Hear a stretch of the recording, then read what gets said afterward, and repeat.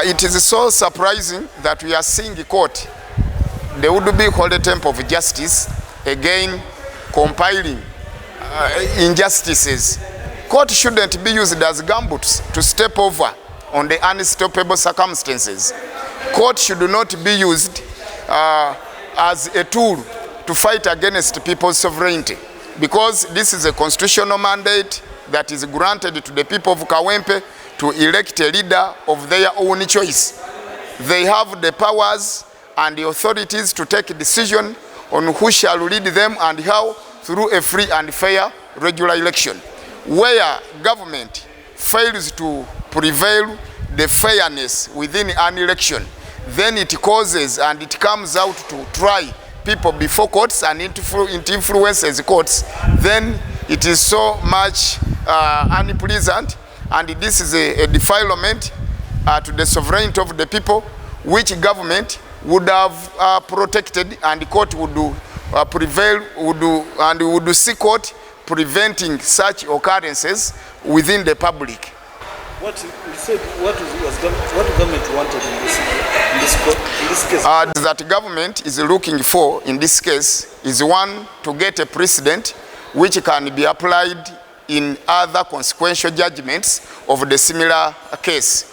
And I think also to threaten to demotivate opposition side and its supporters so that they don't fully get involved into an election. Because one time, the president, when he was in Kayunga by-election, quoted a statement that it is NRM to have a final say. Even if opposition dance to its finest tune, it cannot make it. So I think so, government is fighting much to see that it fulfills its own statement. But this is not good. It is undermining and provoking. It is an underlook and a violation of people's sovereignty, which is a constitutional mandate. I think it wants to discipline the people of Kawempe not to be represented in the parliament, because the first representative, all the occurrences that were embedded on him were known public-wide. And now the second replacement has also been terminated. So this is a whole caste punishment which government is applying to the people of Kawempe to stay without representation in the parliament, which is their constitutional right that cannot be underrated.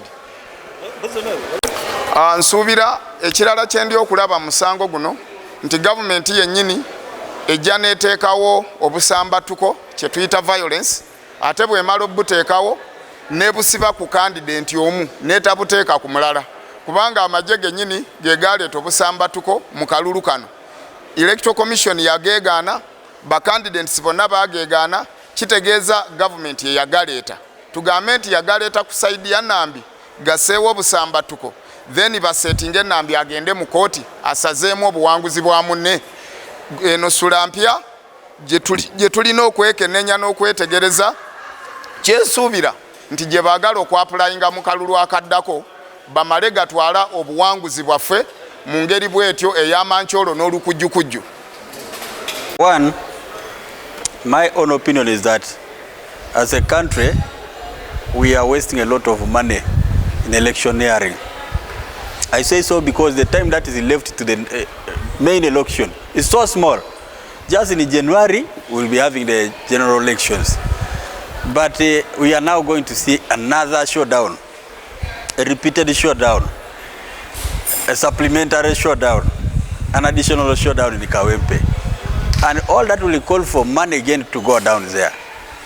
And I'm worried if we continue with the violence that existed there, you will even see probably loss of lives, which would be avoided totally. So I would have urged really maybe the two parties to find a way of amicably agreeing, and we see how we finish up this remaining part of the parliamentary representation for Kawempe, because really the time that is left is too short. It's too short. Nonetheless, I think what is very, very important is abiding by the law, and I hope the courts that have found this decision holding have done it in good faith and independently. because that is very, very important. Because after all, we need to live under the rule of law so that we see ourselves finding justice whenever we feel unjustly treated. Thank you. But I hope the part of you found the decision was just, honest and fair. But it was just nze nsuubira kooti za Uganda zandibadde tezikirizibwa kukozesebwa nga gumboots nti bw'oyambala gumboots osobola okuyita w'otandiise. Kyabadde kya kivve era kijja kusigala mu byafaayo nti kooti terina kukozesebwa nga ekyokulwanyisa ekirwanyisa ate amaanyi g'abantu n'okusalawo kwabwe, kubanga kooti yandibadde ate eyambisibwako okulaba nti edifendinga okusalawo kw'abantu. Bwe babanga abantu abalonda voter turn up yeeyo era yali ntono, tosobola gamba nti eno Nalukoola gye yawangula n'eri Nambi gy'ataawangula naye ng'obululu tebwabalibwa, nti buli bwonna obutaabalibwa bwali bwa Nambi, nti obweno bwandibadde bwa Nalukoola, kubanga kooti bw'ebadde ennyonnyola emivuyo egyetobeka mu bululu erambise bulungi nti obululu emivuyo egyo gye gyaviirako okukosa sikowa ya Nalukoola obululu omutwalo mulamba mwaka 6. Ensonga y'okubbira mu kalulu eri clear. Etteeka lya Parliamentary Election Act lirambika bulungi nti candidate bw'abanga ye kennyini yeenyigidde mu kubba akalulu n'agulirira abalonzi ye kennyini era n'abawa enguzi ng'abagamba bamulonde, awo omusango gumulumika. Naye omuntu yenna bw'avaayo n'akikola ekyo ku lwa candidate nga talina consent eya candidate, tosobola ate kusingisa candidate musango nti yalabikiddeko mu kubba akalulu. Tugambe nti ensimbi ezaagabwanga ba ministers, prime ministers n'abantu abalala nabo Nambi yali abatumye bagulirira abalonzi ku lulwe. So nze ndabira ddala ng'omusango guno kooti egusazeewo mu ngeri ey'amankyolo, naye ate kyakivve okulaba nti ate kooti eyalikuumya ekitiibwa kyayo n'okukuuma okusalawo kw'abantu decision, ate yennyini ate yesazaamu ekitiibwa kyayo n'okusalawo kw'abantu.